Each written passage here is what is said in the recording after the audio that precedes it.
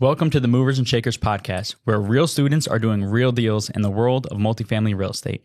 I'm Vince Gethings, the owner of the Wheelwell Profits Academy. Listen in as we dive into the journeys of driven individuals who are turning their dreams into reality. These people are just like you, taking action and making things happen. If you enjoy the show, please like, subscribe, and if you're ready to take action, check us out at wheelwellprofits.com to learn more about our incredible community. Let's get started. This is Movers and Shakers, where we interview the upcoming generation of Make It Happen multifamily investors to share their story. Welcome to the Movers and Shakers podcast. My name is Gino Barbaro, co-founder of Jake and Gino, multifamily investor, educator, father, mentor, and I'm joined by my co-host, my brosif Josh Rusin, community director here at Jake and Gino. Mr. Rusin, how are you today? Gino, doing well, man. Super excited to be on here with you and just super excited of all the things we got going. How about you? How are you doing today? Well, you made a little comment about my hair. My hair's a little jacked up this morning. I went for a golf cart ride here. I had to go get some Starbucks with the kids, get ready and back, jump on the podcast with you. I'm doing great. I'm doing really good. I like it. Taking the Florida Ferrari across the street to get caffeine. Doesn't get any better than that. Couldn't say it any better than that, my friend. That's right. At the fraction of a cost. Love it. Actually, what I'm super excited about is our guest today on Movers and Shakers. We got Jade Rowe. A little bit about Jade. So he grew up in a suburb outside of Minneapolis, Minnesota. He graduated in 2017 with a bachelor's degree in operations management and a minor in economics. Jade worked for a Fortune 500 company as an internal IT auditor. He worked that role for almost 2 years before leaving this past February to pursue real estate full-time. He recently closed on his first multifamily acquisition, an 18-unit in a submarket of Minnesota. He's currently self-managing that along with 80 additional units that his family business owns. Wow. Welcome to the show, Jade. And Jade, before we kick this off, let's tell the listeners, how old are you? I am 24. I actually just turned 24 about 2 weeks ago. So 24, happy to be here. Making it happen. So Jade, let's first out about this. I mean, obviously your family was in real estate. When did you decide that's the path you want to get in, and why pivot from where you're at as an IT auditor to this? Yeah. So for me, I kind of, was reflecting on that also. And I looked back at, even when I started in the corporate career, I always was writing down my goals. And one of them was just to kind of purchase a duplex, and work that system and house hack it. So I was always interested in real estate, but I got kind of more and more tired of the corporate world a little bit, not having that freedom, not kind of being stuck in that position and seeing the barriers that I had to go through to get to where I wanted to be. So then I looked for other paths, and I knew real estate could take me there. I just didn't know exactly what route I was going to take, because there's just so many options out there, so many things that you have to consider. And then, this past, I would say this winter, I went to a few meetups. I went to an event, and I realized this is what I want to do for sure. And my life consisted of literally just going to work to make the money. And then outside of it was all real estate. Before work was real estate. After work was real estate. Even during work was real estate, just learning and talking to people and making calls and things like that, looking for a duplex at that time. And then, I just had this realization, I need to get out. And I actually saw, your guys' community, got involved with that because there's just so much education out there. And I wanted to have one spot, one group that I go to, and you guys were that point of contact. And it was actually with my first call with Bill Ham. Shout out to Bill. He was the one who just absolutely slammed me. He was like, hey, you're obviously doing successful. You know what you're doing. You have a family that's already in it, but how are you going to make it happen now? And he's like, for me, it was like, I need to get out of this role that I'm in and go pursue this full time. So it's funny, Jade, you had sort of a similar path like me when I first got out of college. I was in reinsurance accounting. That was like watching paint dry. IT auditing is probably watching paint dry 3 times. That sounds even more painful than insurance accounting. So it was a lot of Excel spreadsheets, making sure people didn't have the access that they needed. Let me ask you, why did you go into that? I mean, what made you go into that field? Yeah, I think it was just kind of the norm essentially. My parents did push. They never pushed real estate on me. They just pushed hey, go after what you wanted. And for me, you just look at today's society and culture, and a lot of people my age, it's like you go get a 4-year degree from a prestigious university, and then you go find a nice fancy job where you get that 2% raise every single year. And we were at the college I went to, was all Fortune 500 companies that you wanted to go work for. So for me, I went into that position. I also at that time had an interest in IT, I guess. So I wanted to look into it. I knew there was good money in it, but after a year and a half, I was like, wow, this is not what I enjoy doing anymore. So I want to give a big shout out to Dylan Marma. He's introduced me to a book called Big Shifts Ahead. And I think everybody should take a look at it because it breaks down demographics from the people born in the 30s, the 40s, the 50s, the 60s. The 30s were savers from the Depression. And it breaks it down. And it's really interesting how things have shifted over the last 20, 30, 40 years. Every generation has its own, every 10 years, the generation has its own, identity. And now our parents are telling us what they were doing back in the 50s and 60s. And that worked for them because they would get a job. They'd work with a company for 40 years. They had a defined benefit plan. It wasn't a 401k. It was defined benefits. So when they retired, they had comfort. There was only a one-person owner. Now, everyone's got a cell phone. Everyone's got 2 cars. Everyone has a big mortgage. Everyone has student debt. So this W-2 job does not work anymore. And that's the problem when we're listening to information that was relevant 30 years ago and we're trying to apply it to today's standards. It does not work. That's why we all need a side hustle, a second job, and hopefully you can find something that you really like to turn it into a first job. How did you find the Jake and Gino community? I found the Jake and Gino community actually from Eli Sunderland. He was posting on Facebook about his acquisition. And at that time, I was kind of having the realization, like the duplexes that I was going to purchase, if I was going to purchase one and then do like a refi and roll into another one, fix it up, that wasn't going to get me to where I wanted to be as soon as I wanted to be there. Mm-hmm. So I saw he closed in that 62 unit and actually reached out to him. We got coffee, and then he introduced me to Josh, and it just went from there essentially. Like had a couple conversations with Josh, and I was like, yeah, I'm all in because there's just too much. Education is so abundant right now in just real estate. And I was getting overwhelmed. I was like, okay, I can go to Bigger Pockets. I can go to these different communities and these different platforms. But I really was attracted to multifamily, 1, and then 2, just having one spot to go to, an awesome group of people that are actually making it happen, actually doing it, and just focus on that one area. I want to distill a key to success there. So what I hear and what I see is a lot of people early on, they get in this information overload, almost a decision fatigue, trying to consume different sources of knowledge, not knowing what the real step 1 is and the real step 30. And they don't differentiate action from productivity and actually moving the needle. One of my mentors early on gave me the acronym FOCUS. Follow one course until successful. So finding someone that you like, has the results you want, you trust, that you believe they care for you and can help you get where you want to be and replicate those results, and then diving all in. And Jade, I got to give it to you. You did exactly that. You took massive action, and then having a coach, someone to see the blind spots and push what's capable out of you, even when you don't see it in yourself early on. So, I mean, those are some massive keys I was able to distill, and hoping you, the listener, can take those and implement those in your life as well. So Jade, what were the 1 or 2 biggest characteristics of the Jake and Gino community that really helped you push you over the hump? Was it the education? Was it the networking? Was it the coaching? Was it the training? What would you pinpoint it to? Yeah, I think at first it was definitely like the education portion of it. I was reading books and educating myself, but not at the level of multifamily. And I liked, once I got on your guys' program, I mean, every single night I was coming back from work and I was pounding out those videos, taking down notes, watching them, listening to the podcast.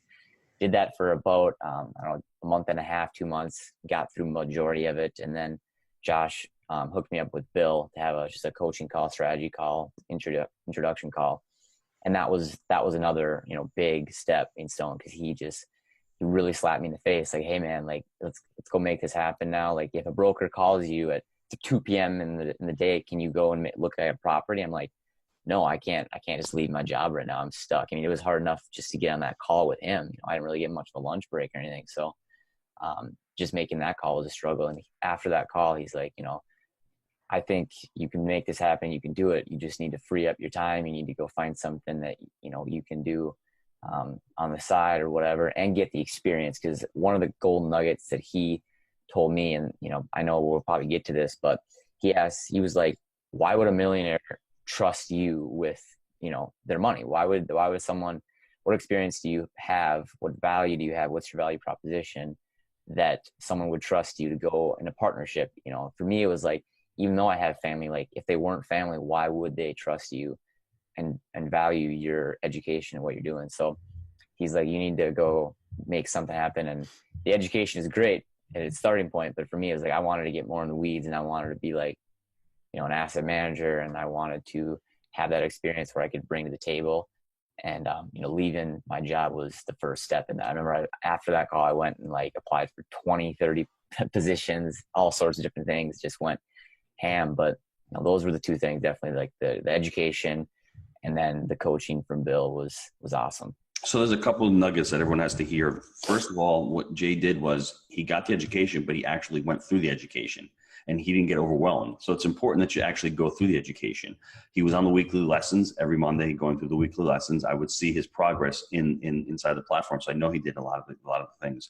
The other thing that I think that is really important is he surrounded himself with like-minded people and people who pushed him, which is really more important. And people don't understand that. They think they're just getting a few training videos and, hey, get a call here and there. But it's really that step of quitting your job. I'm not going to say you wouldn't have been able to do it, but you did it a lot quicker because you have other people pushing you and making you see. But if you're by yourself and you were with other W-2 employees, you'll slack off a little bit. That's your peer group. Your peer group is where you're going to perform. If you don't raise the level of your peer group, or you are able to raise the level of your peer group, it's not going to happen. So when you surround yourself with those people, when you take calls from Bill Ham, it accelerates things so much more. And I think that you did it. The motivation is great.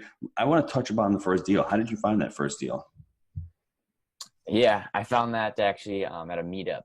I was going to a ton of different meetups here in Minneapolis, and I was at a meetup talking to another investor, kind of talking about the markets that I was looking at. And there was a broker that literally just kind of was overhearing our conversation. I was like, hey, I heard you're talking about this market. I think I might have some deals coming up. Let's talk. So I talked to him during that meetup, and then after, and one of the properties that he had in his back pocket was like exactly in the area that we wanted to go, where I was looking. I'd spoken to a few brokers. I'd actually driven the area a little bit because I wanted to know where to go, where I didn't want to be, where I wanted to be. But yeah, he was like, he sent me over the rent roll. He sent me over the T12. He sent me over the information.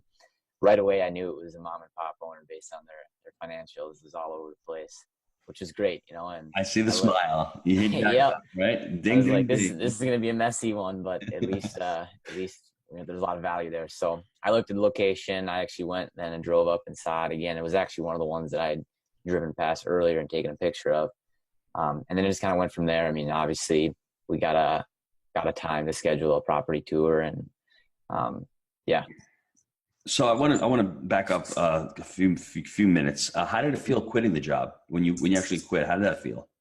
Oh, I mean, I was scared. I mean, I still have just a couple of days, everything, you have doubts that run through you, but I was so like sick of just being stuck, and like now it's just so much more freeing, and I'm working way more, but I actually enjoy the work. It's not like, I found that, at that position, I was stuck in that work mode, and then you kind of like left and you were in like the play or enjoy your time mode. And now it's like I shift back and forth all the time. If I have to go grab lunch with someone, I do that for fun, and then I go to work after that. So it was very scary at first. I mean, you're leaving a W-2 job to now be, for me, it's straight commission on my regular job, and then doing this, so it was definitely scary, but I know that I'm planting the seeds now to make myself where I want to be in the future. I might not be seeing the immediate results as far as, monetary stuff goes. But I mean, I like sold my car right when I quit too. Like I went and I had a loan on there. I was flying high. I was making good money, and I got rid of that, went and bought a cheap car for cash. I didn't have a loan on that. So, I mean, it was scary, but I knew that I didn't want to be there in 10 years. I wanted to be somewhere else. It's important that you say that, because I think multifamily, like any business, even when we created Jake and Gino, you've got to plant seeds, and you've got to defer a lot of instant gratifications. But by the time the next 3 years, they'll be able to buy any car you want. And that's the problem with people. That's the problem with, I don't want to say this generation, but cell phones and Amazon, it makes everything instant gratification. I remember years ago, we have to lick a stamp and actually send something through the mail and actually wait for it. Now, you can get stuff delivered on Sunday. So it's really hard to start a business. I think that's one of the biggest boundaries for people to get into multifamily or to start a business, is that you're not going to get paid the first 6 months or the first year maybe, or the first 2 years maybe, or you might get paid something small and you have to defer all those payments. But when you can refi that property after 18 months and you've got all your money back and you've got a tax benefit and you're able to buy another asset with that, it makes it really worth it. So there's that inflection point in your life where you need to say, I don't want to be a soul-sucking job. I want to do something that's really cool. I want to start planting seeds, and I want to start taking back my time, because time is the most precious asset we have, whether you're 24 or whether you're 74. It doesn't matter. It's important that people realize that when you get into multifamily, it's not a transaction-based business like single-family homes. It's more of a long game. Even if you're syndicating and you're buying a property, it's going to take 18 months to 24 months for you to reposition a property on average if you're just getting into it, even if it's a 15 or 20 unit. But that time flies, and you're getting cash flow while you're doing it. And then at the end of the rainbow, you're able to refi it or sell it out and get into something bigger. So that's important that everyone has to realize. What was the opportunity in the deal that you said? You learned from Jake and Gino that mom and pops are everywhere. They don't have to look like mom and pops physically, but they can have terrible management. They can have terrible expenses. They have the death spiral where they're not collecting enough income. What was the opportunity on this property? Yeah, the first one was the rents. They were where they were right now. I mean, we can raise them by $30, $50 exactly where they want, where they are right now. I knew the rental market in that area. I knew where they should be for a 1-bedroom and a 2-bedroom. So I knew that there was a lot of opportunity right as it sat. But I also knew that some of the other units that we had upgraded a little bit with, a little bit more, better appliances, newer cabinets, newer light fixtures, were even getting more than that. So there was just a lot of value in the rents as they sat. And then also I loved the area. The area is just absolutely blowing up right now. There's like a school district. In this submarket, they're the best school district, and everyone wants to take their kids there. So I really like the area. It's in a residential spot, like literally all single family homes, and then our apartment, and then another one. So between the area growing, and I know we could keep it full, and then the rents where they're at, with few, again, very basic touch-ups. You don't need to go in there and spend $5,000 a unit. I think we'll spend probably $1,500, maybe $2,000 a unit, and we'll get probably $75, $80 rent bumps. So it's funny, just the education alone right there, I saved you $3,000 to $4,000 on the unit turn, because the biggest mistake that most newbie investors make, including myself, is they think they need to go into a unit and spend $10,000 ripping out cabinets, ripping out flooring, changing the floor design, putting in granite tiles and all that kind of stuff. You don't need to do that on these apartments, on these mom and pops, on these workforce housing. You can spend literally for a complete turn between $2,500 and $3,000 with resurfacing countertops, painting the cabinets, doing some flooring, painting the walls, maybe some light fixtures, maybe some fixtures for plumbing. It doesn't have to cost more than $3,000 per unit, depending on what market you are. But for the average Southeast market, $3,000 per average turn. Whereas when you first start out, most people are spending $7,000 and $8,000. So just base that on your return. If you're going to be able to raise rents by $50 and you're spending $3,000, it's not that bad. You're going to get a return in the next 5 or 6 years on that money. Plus you're increasing your NOI. But if you're spending $10,000 and you're only going to get $50 a month in rent bump, that doesn't seem like a great investment to me. Yeah, and that's a big part that I took out of the education, was always looking at that your payback is like, okay, we can go vinyl flooring or we can go like ceramic tile. It's like if the clientele in that area are going to be just fine with the vinyl flooring, we'll be able to get our rent bumps where we want them. If we add these small light fixtures, things like that, we might as well do that, because it's going to pay us back just as fast, or faster than doing something, going over the top, essentially, like the granite countertops, just ceramic tile. If you don't need to do that, don't do it. So what's your strategy with this property going forward? Are you going to hold it? You're going to refinance it? You're going to sell it? Yeah, we plan on holding it for, I would say 5 years, and then refi it. We have community financing on it right now. I'd like to get it over to agency quickly as possible, essentially. So the plan is just to hold it for 5 years, refi it into agency, and then roll. And if we pull some cash, I'll roll it back into another investment and hold it long term. That's awesome. That's really good. Let's take a quick break to hear from our sponsors.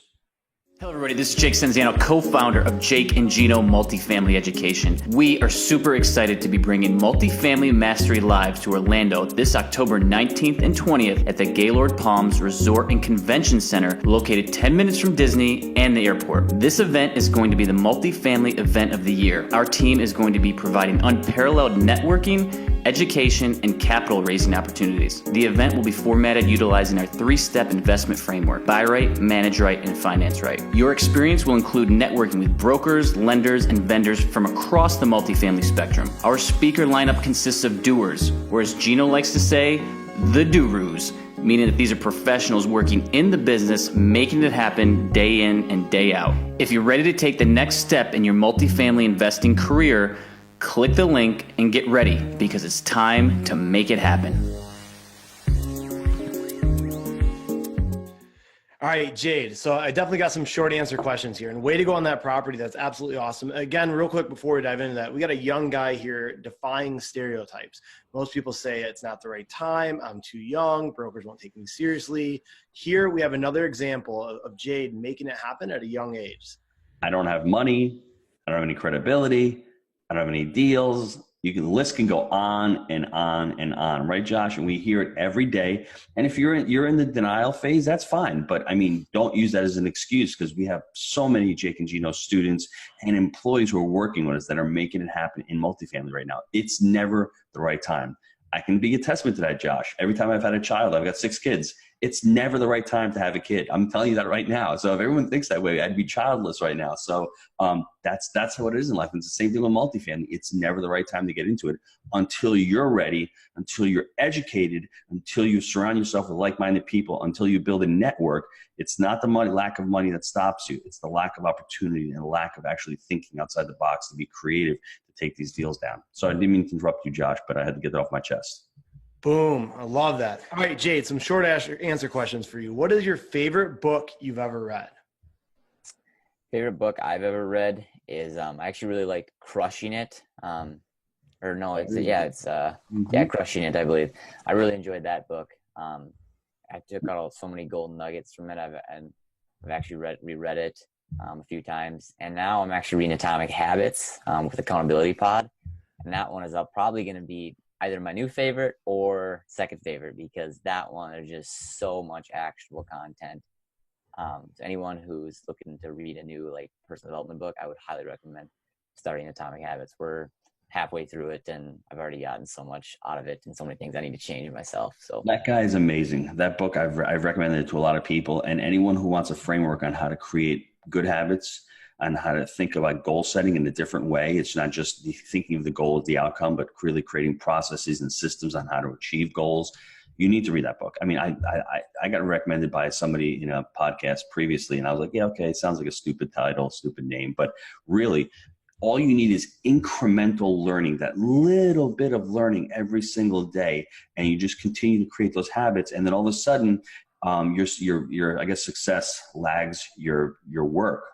One day you're going to wake up and you're going to have 150 units you've been working for the last 5 years. You're like, how did that happen? It's because you got up every morning, you put in LOIs, you talked to brokers, you actually walked properties, you went to the coffee shops and met investors, you kept doing those little grinding daily activities that led to weekly things, that led to quarterly goals. And all of a sudden, before you know it, that was a little incremental. So that's really, really powerful book. I'm glad you mentioned that. I love that book. So anybody out there, 3 books, The Big Shifts Ahead, and I got another one, No Can Do, that Josh put me onto, and Atomic Habits. Those 3 books, I mean, they're really fantastic books. Boom. Speaking of habits, Jade, what's your best habit for success and why? Morning wake up, go through my kind of savers. I essentially just doing a little silence, meditation, and prayer, little affirmations. I read Millionaire Mind, so I go through I have a millionaire mind now. And I have to get up in the morning and just do literally, sometimes it's only 30 minutes, or even 20 minutes, but I have to just get up and just take that time to wake up, thank myself for what I have, get my mind right, and then write down my goals if I have time, write down my daily tasks, the things I have to get done. But waking up just 30 minutes earlier than I probably want to get that time in is definitely been my biggest habit for success.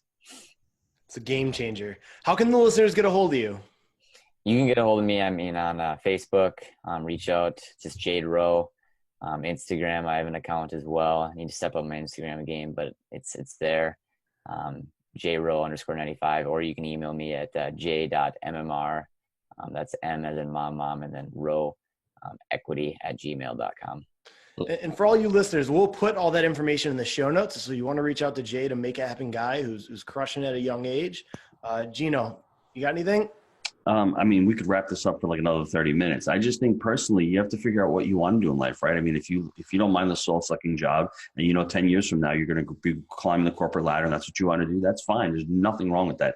Just be clear on what you want. Be clear on what your goals are. Be clear on what you want to achieve personally, and just go for it. And if you think multifamily is the right thing and you want to start expanding your portfolio or learning, or even want to become a passive investor, you still have to learn these skill sets. You still have to learn how to underwrite deals. You still have to learn how to analyze these properties. Take a look at the Jake and Gino community. Talk to a few of the members. See if the education is right for you. Take the next step. Boom. Absolutely love it. Jade, I want to thank you for being an amazing guest on the show and sharing your movers and shakers story. Guys, if you want to be the next guest, email me, josh@jakeandgino.com. If you like the show, please leave us a review. Until next time, let's make it a movers and shakers week. See you, everyone. Thanks, Jade. Guys.